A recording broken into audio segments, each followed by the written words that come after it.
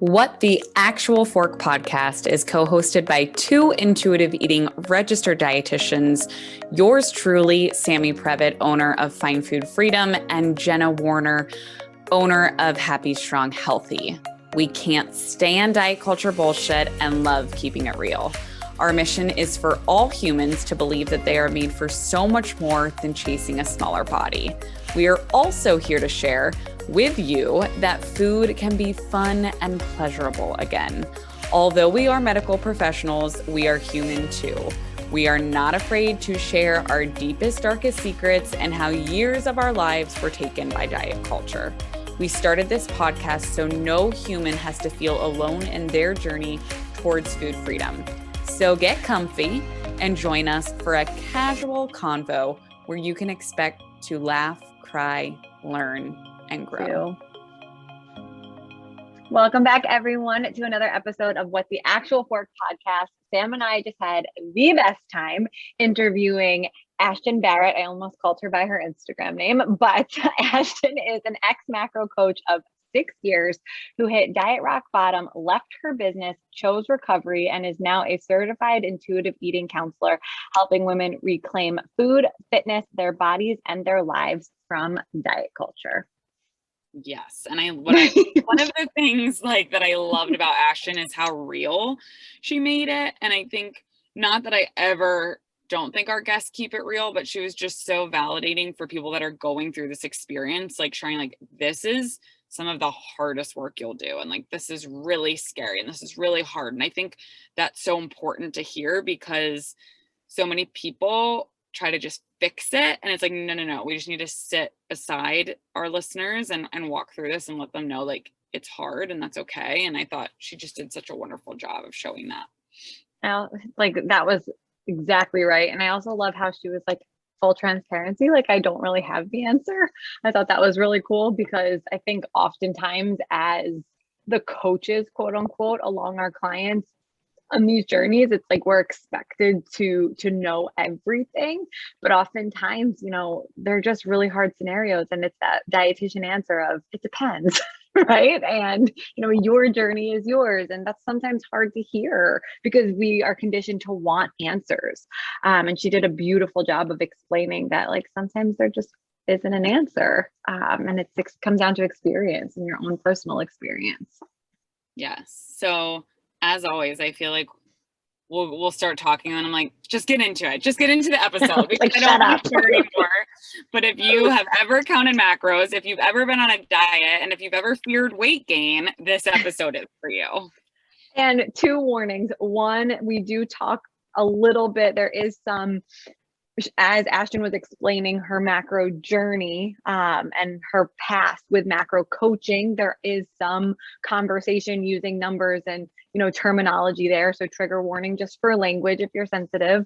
And also if you hear a pause for 2 seconds, it's because Sam and I were being really respectful of each other and not wanting to talk over each other. And we both just stayed muted. Which never happens because we're always talking. And now we're just these little silent humans. So we need to raise hands again. So it's not a blip in the episode. It's 2 seconds where we're just laughing at each other, but still muted. So anyways, you guys enjoy. Welcome back, everyone, to another episode of What the Actual Fork podcast. We are so excited. We're getting right into it. We have Ashton Barrett, a certified intuitive eating counselor, here with us today, also known as That Ashton Barrett on social media. Ashton is an ex-macro coach of 6 years who is now a certified intuitive eating counselor. And I think that's all we should start with right now because we are so pumped to have this conversation with you. So excited to be here. Can't wait. Yay. Well, what Sammy and I always like to start out with in these episodes is I'm going to take Sammy's line. You can take 30 seconds or 30 minutes to tell us how you got to where you are today. You can do the straight line version or give us some twists and turns about what made you become a certified intuitive eating counselor after 6 years of a macro coach. Yes. So the 30-second version, and then maybe we'll do a longer version, is I hit diet rock bottom. I had actually found intuitive eating. I came across the book probably a few years before I actually decided to pursue recovery, to go all in on intuitive eating. I read the book and I thought, this is awesome. This is what I want to do with my kids. As opposed to, this is what I want to do with myself. This is what I want to do with my kids. And I like to share that because I think that's how it is for a lot of women. They can see this stuff, how they want to be for their kids, but then it's not as easy to apply to themselves. Anyways, so I came across it. Took me a little while. I feel like maybe we'll talk about this. I tried to do that thing that you're not supposed to do, where you try and mesh the two, macros and intuitive eating. Plot twist, they don't go together. But yeah, that obviously came to a tragic ending. And I just really honestly became super depressed, super anxious, very consumed with food and body thoughts, which a lot of people are surprised about and were surprised, I think, by my story, because I kind of had always coined myself the flexible macro counter. Like I would go through phases of tracking and not tracking. But I always came back to tracking because every time I stopped tracking, I gained weight every time. And it wasn't because I felt like I was out of control around food or anything. It really was just my body, every time I stopped tracking, gained that weight, that same weight back. So after that happening again, that's when I just said, I'm done. My mental health really, really suffered. The thought of tracking again made me literally sick to my stomach. I learned in therapy kind of this idea of dieting trauma, which was really impactful for me, and just made a lot of sense. It put a lot of the pieces of the puzzle together for me. But yeah, so I did the thing, did recovery, did a total 180, and obviously, like I'm sure you guys can relate, it makes such a difference that you want to pay it forward. So here we are. And we're so happy that you're here with us. And I want to go back to macro counting and intuitive eating, because I know, like you said, that was your past and doing it for 6 years. And I love how you use the term diet rock bottom. That's like that stage 1 of intuitive eating, right? That people, to get to intuitive eating, they have to have that realization that like dieting doesn't work. Not only does it not work, that it's harming me, it's not helping me. So if someone comes to you, let's say not like a diet troll that's like trolling your Instagram account, but let's say somebody comes to your page with curiosity and they're in that stage of like, but I'm intuitive eating, but I'm also macro counting, kind of how you talked about that, which by the way, Jenna and I were both, we call it splinter assing, where we had one foot in diet culture and one foot in intuitive eating for a really long time. So how would you respond to someone if they're like, well, I'm gonna do intuitive eating and macro counting? Like, how would you kind of come to them kindly and be like, well, kind of explaining how those two don't come together and why they don't go together? Yeah, so obviously this is just a tough question in general, and it really makes me think about how receptive or not receptive I was to maybe that kind of messaging when I was in the thick of macro counting and wanting to do intuitive eating. And I'm just going to be transparent. I don't really know that I have the answer. I feel like if someone actually came to me and said that, which usually isn't the case, they usually don't want to come to me because they know what I'm going to say. But the direction I guess maybe I would go is maybe pointing out some of the air quotes similarities right? Like talking about some of the air quotes benefits from that I perceived from macro counting, right? Which maybe might be, okay, it's a little different than like you have flexibility in food choices, air quote, like you can incorporate like sweets and treats into your macro numbers and what have you, which for me, that was better than where I was. So it was almost like, this is where it gets tough. I want to say it was a stepping stone, but it wasn't, because it wasn't a necessary stepping stone. And then it just like plummeted me into the depths of the, of the ocean. So it's a tricky question. Can you tell that I don't have the answer? The honesty is so appreciated though. And I think what I hear you saying and what I know that the way that I would take part of that question, because it is a really hard question, but is like there's a difference between understanding what macros are, right? Like what macro food groups are, like what a carbohydrate is and what it does in our body versus counting it. And like I was starving the other day and I was at maybe a gas station, I don't know.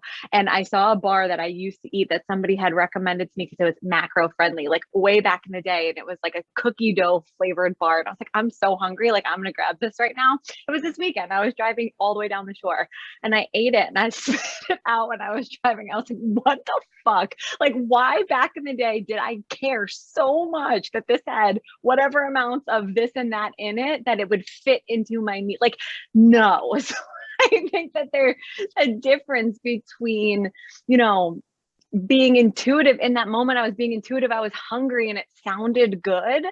And that was why I chose that. But like, and it wasn't good, just prefacing that. But back in the day, I would have chosen that because it was macro friendly and it would have bumped up my protein while keeping XYZ down. Right. So I think like that's what I hear you saying. And that's my real life example from 3 days ago. And that did make me think of, I feel like the difference in hindsight is obviously, it's like being in a weight-centric paradigm. Like that's the thing, right? Like it's not the same because you're in the diet mentality, because what I was eating was very much out of how it would affect my body, or what proportion of macros, does it have enough protein, right? This overemphasis of protein in the macro world. And so all of my decisions, whether I was tracking or not, were rooted in wanting to keep my body a certain shape or size or leanness. And that was what was problematic. And that is that, right, that mental restriction piece, which was another aha realization for me in recovery, was, oh, just because I wasn't restricting physically, because dude, I was eating 3,000 plus calories, not to do numbers, sorry. But I was eating a lot of food, right? Sometimes, depending on where I was and what phase I was in. But that mental restriction was what wrecked me. And just like trying to like stay in this box and this size, that's the difference. I love how you just broke that down. And I always like to use the example of like you said, weight-centric paradigm versus intuitive eating, macro counting, and that weight-centric paradigm puts all of our hopes, beliefs, focus in external factors, whether it be macros, whether it be calorie counting, whether it's Weight Watchers points, whether it's whatever the fuck it is, versus if we're actually doing intuitive eating, and the only way we can do intuitive eating is to turn inward and not put the emphasis on those external factors. So I love how you broke that down, and that makes so much sense. And something else that's coming up for me, like hearing your story, which I think is so impactful, and I also have your social media pulled up here, is you have a post about the stages of grief when you feel triggered by pictures of when people, like if you're in a smaller body, right? So if you look back at a picture, you're in a smaller body. So I would love for you to just share with listeners. I know that was something you had mentioned that, when you were macro counting, you were able to, I'm going to use air quotes, heavy air quotes over here, control your weight. And then when we came off that diet, right, we came off the macro counting, your weight would go up a little bit. So how have you coped with acceptance and body neutrality, or what tips do you have for our listeners if they've experienced something like this as well? Yeah, absolutely. So full transparency, it was so hard. And I feel like I obviously want to give the disclaimer of thin privilege, which is something I learned about later in recovery. And I always want to give that disclaimer. And it was really hard. It was really challenging. And I say this a lot. I didn't realize it until I let it all go, that dieting and macro counting really was a coping mechanism for me. It was this way for me to control, air quotes, the perception that other people had about me based on what my body looked like. And I really I didn't realize how much emphasis I had put on how people viewed me, like outside perspective looking at me, right? Objectification. And I think honestly, the most helpful thing for me was giving myself space to feel those things. I went to a lot of therapy. I think the hardest thing is that when you're coming out of dieting feels like such an easy solution because it has the answers and there's something to do, right? Like I could do something to have this control. And so when you lose that, you feel a little untethered. It's a little disorienting. And I think my best advice would be to have a support system in place. And, everyone says it, but they say it for good reason. Immerse yourself in the anti-diet, intuitive eating space. Education was really important for me, like reading books, listening to podcasts,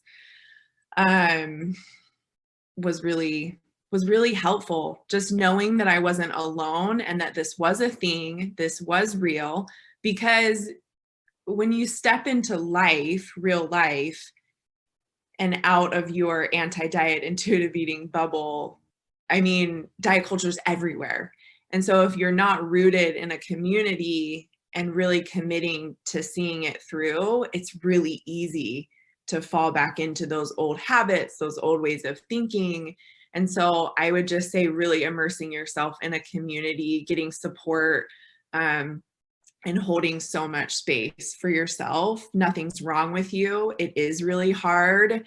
Diet culture wants to gaslight you and make you think that you're crazy, but you're not, and it's real and it's hard, and it does get better with support. So that's my advice.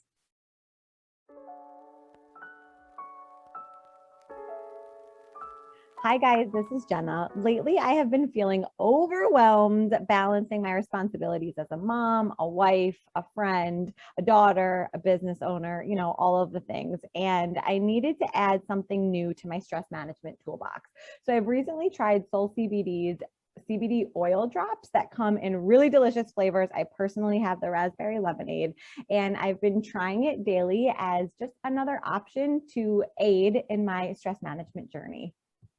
And she got the raspberry lemonade. I got the watermelon mint, which I found very refreshing. And we're really excited that we have a code for you guys if you want to give them a try as well. So you can head to mysoulcbd.com/WTAF and make sure to use code WTAF at checkout to get 15% off, as well as free shipping. So enjoy these products and make sure to send us a DM and let us know what you think once you give them a try.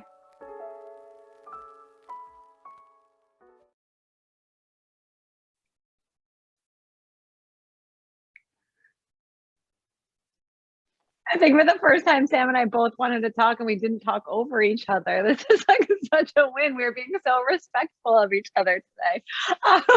So this is huge for us. But thank you for that. I think that one of the hardest pieces of this journey, and I can speak for myself, from my own personal experience, was the realization that the measures that I was taking to keep myself fitting in a specific mold, we'll just call it, were harming my health and were also not sustainable. And I think you mentioned that in your opening, that, you know, every time you would stop tracking or be flexible. I love that you said that you called yourself a flexible coach and like realize that that's bullshit, because we see that term all the time and like it cracks us up because like, what do you mean? Right? Like, how can you be flexible if you're like, oh, but I have 20 more grams of protein and I'm laying in bed, so let me get out of bed before I go to sleep for the night and go chug some protein. Like, that's not flexible. Anyways, that's like real life too. But I digress. You mentioned in your intro that there was a point where, you know, you realized that like you needed to change. And I'm not sure if you are comfortable sharing, and you do not have to, but if you are comfortable in so many words to share, like, what was that rock bottom for you? And what was the point that said, like, I just can't do this again, and I'm going to allow my body to change? Or if that didn't really happen, and in that way, is there a way that you coach people through that moment? Yeah. So I think for me, I mean, obviously it was a culmination, but if I had to identify like a period, it really was obviously, you know, I built a macro coaching business. Like that's what I did. I'm an ex-macro coach. And so I was really starting to be triggered by coaching, by listening to women's experiences. And disclaimer, I have so much compassion for women in these places. And I never want it to come across like I am discounting people's experiences in their bodies, their experiences with food. Because it is so personal and it's hard, and I get that. And I just feel like it wasn't working. It wasn't working, not only for myself, but for some women that I was coaching. Like it wasn't working. And there was food and body fixation, and there was, I can't, like the thought of not tracking, I can't not track. Like, what does that even look like? How do I even do that? That creates a lot of anxiety for me. And it's like, oh, red flag, red flag, red flag, red flag. And I just think that the red flags were just getting very overwhelming. And so, but truthfully, it was myself. My mental health just plummeted because I had gained the weight, and it literally was like upwards of the 8th time in the like last 6 years of counting macros that I would have to go in again and like lose this weight again. And the number one question that clients asked was, how do I maintain my progress and not track? And that question haunted me because I did not have the answer, because not only my personal experience, but women that I worked with, like I could not track and keep my progress. The only way for me to keep this progress was to count. So that was a pretty big red flag for me. But yeah. I love that. First of all, were you guys thinking of the TikTok when you started saying red flag? Red flag. There's that one TikTok. I don't know if you've seen it, but it went viral, and I'm not going to sing it. But anyways, that's what I was thinking of when you were saying that. But I love that you brought that up. And I love that you just highlighted that question because, oh my God, honestly, I had an emotional response when you said that question because, and I could see it with Jenna too, of like when we used to sit across tables with clients or virtually, and they would ask that question and we would try to come up with answers, but there is no answer to that. And that's where I think a lot of people in the dietetic profession or coaching, like you reach this state of just like not something didn't feel right. And like you said, super anxious. And that's where I know I hit a point where I was like, I'm leaving this profession. Like I can't do this anymore. I'm not helping. I remember that. Yeah. Oh, I told Jenna, I was bawling. I was like, She was like laying on a couch with like her legs up. I'm done. I can't do this shit anymore. So I completely relate to everything you're saying, but I also, it's like such a perfect like compliment to what you're saying as I want listeners to hear.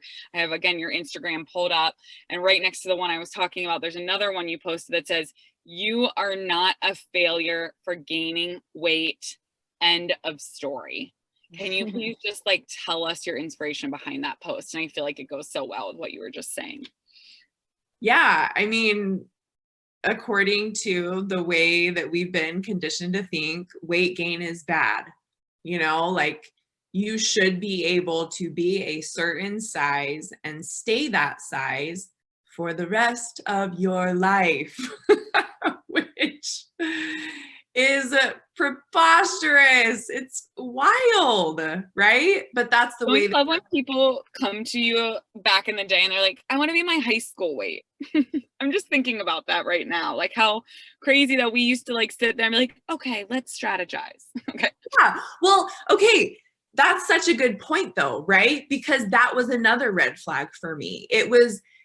I remember thinking to myself a couple of questions. One question was, at what point is it going to be okay for my daughter to come to me, and what age does she turn that I'm like, okay, yeah, you should lose weight? I just like that was really problematic for me, right? And then also, yeah, who's deciding here? Who's deciding like how much weight, what size, what's best for you? And because obviously I had lots of women of lots of different shapes and sizes come to me, and I was supposed to use my judgment on like what the right number for you to lose was. And like, that was another thing for me was just it being ethical. You know, women in much larger bodies would come, and obviously they would have air quotes, more weight to lose according to society's like body standards, stupid bullshit, right? But that's the way that you think about it when you're in this macro coaching brain. And I just remember feeling sick to my stomach thinking, I can't put you in a calorie deficit for this long, like, or even it's like macro coaching stuff, but like just like the phases of it, right? Don't need too many details, but it just felt really unethical, right? Like who's to say what weight is the right weight, how much? And then I would find myself, I just hated it. Like you said, painting that picture of you, Sammy, just like up on your desk with like your leg in the air, like your head flung back, like I can't do this shit anymore. I mean, that's what it was. It just, you're not a failure for gaining weight. And why have we put so much stake in this? Like asking yourself that, you know?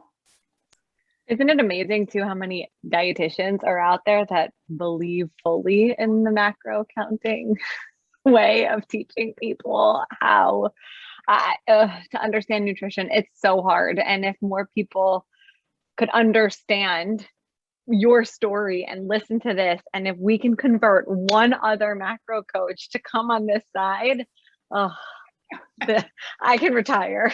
Like, I mean, it's insane. I actually read a post, and I don't know if it was when we interviewed Lauren Cadillac, Feel Good dietitian, we might have talked about this in the past, but people go as far as measuring and weighing spinach to put it into their trackers because it has calories or whatever they're tracking. And it's like, to me, it's just like, like you can't actually tell someone to do that and think that that's okay. Like, well, yeah. And like, that makes me think of kind of another experience that made me kind of wake up was I had this realization.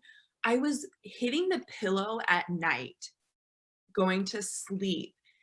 And I noticed this pattern of I was laying in bed and I was sitting there thinking, I wonder if I need to like, maybe if I adjust my protein, decrease my fats, increase my carbs, maybe just a slight deficit, or maybe, and this is probably all very triggering language, but I just remember laying there thinking, what the hell?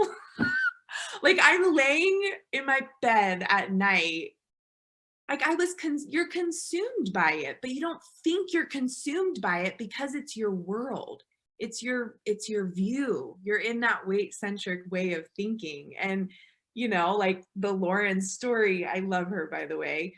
I used to think that I was the best macro coach because I wasn't that way. Oh, don't weigh your spinach. That's ridiculous. Oh, just estimate. Like, it's not a big deal. Enjoy your vacations. Get back on track when you get home. Like, flexibility, right? Like, I prided myself on being that way as a macro coach, and I still hit diet rock bottom because thinking about bodies that way and thinking about food that way, it's just damaging. It's not helpful. There are much more helpful ways to approach food and taking care of your body that have nothing to do with your weight. So that is a beautiful way to, I feel like, just pull all of this together. And I think, just making sure that every listener hears your story is so important, and knowing like not only are you not a failure if you've gained weight, but that actually can be healthy and maybe what your body needs. And just it's so not funny's not the right word, but just how the fact that that's a radical statement is just, it just proves how much more work all three of us and the rest of the intuitive eating community has to do. So Ashton, if you could just kind of think about everything we've talked about today, whether it's something we talked about or something we haven't talked about, just knowing that people are going to listen to this episode, what is one thing you want listeners to walk away with? So if they don't remember anything else, but they remember one thing from you, what do you want them to remember? It will feel really scary to gain weight. It will feel really scary to let go of the control and to go a different path. And it will feel really challenging, and it is so worth it. The payoff and the real food freedom is worth the messy middle, and you can do it, and do it. How's that for parting words? the messy middle. I love that so much. Like, so much. Oh, thank you so much for being here. Now tell all of our listeners where they can stalk you, please. Yes, at that Ashton Barrett on Instagram is kind of my hub. So you can see all the things going on by following me there. Amazing. Well, thank you so much for being here today. We had such a good time. And I can't wait to change the world one macro coach at a time. Guys, thank you so much for listening to another episode of What the Actual Fork Pod. We know there are a lot of pods out there, and we are so grateful that you are here listening with us. If you enjoyed this episode, please be sure to subscribe, like, share with all your friends and faves, and follow along with us on social at What the Actual Fork Pod. We promise to continue to bring you the hottest topics, greatest guests, and the most fun you can possibly have while fighting diet culture bullshit. We love you, we appreciate you, and we will see you next week for a lot more fun.